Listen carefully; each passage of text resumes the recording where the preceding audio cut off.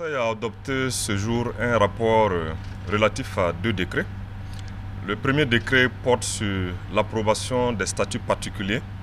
de la Chambre des métiers de l'artisanat du Burkina Faso. Et le deuxième décret est relatif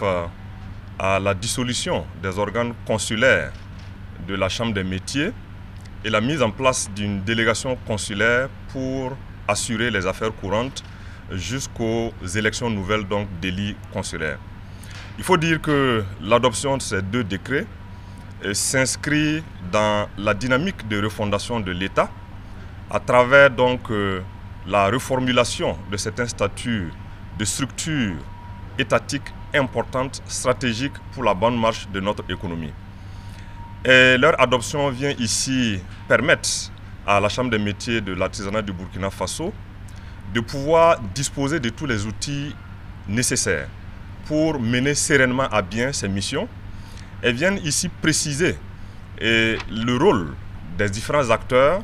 et recadrer l'utilisation des ressources qui sont faites et permettre à l'administration de la structure de pouvoir atteindre les objectifs qui lui sont assignés.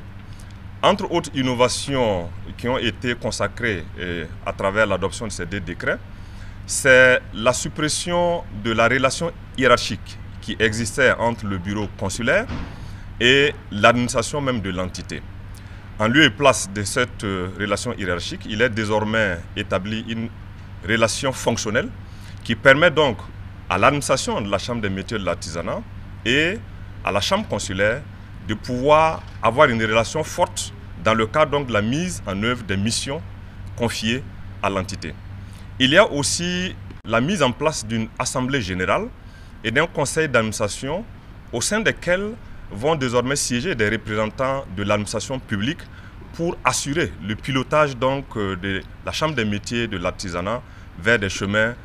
beaucoup plus vertueux. Il est aussi instauré, entre autres innovations,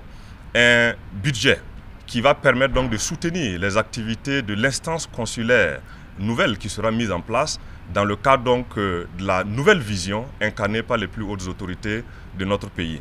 L'ensemble de ces deux décrets adoptés vont permettre à la Chambre des métiers de l'artisanat de pouvoir mener avec sérénité, tout en visant l'équité et défendre les intérêts de tous les artisans du Burkina Faso pour le bonheur de ce secteur d'activité important de notre pays.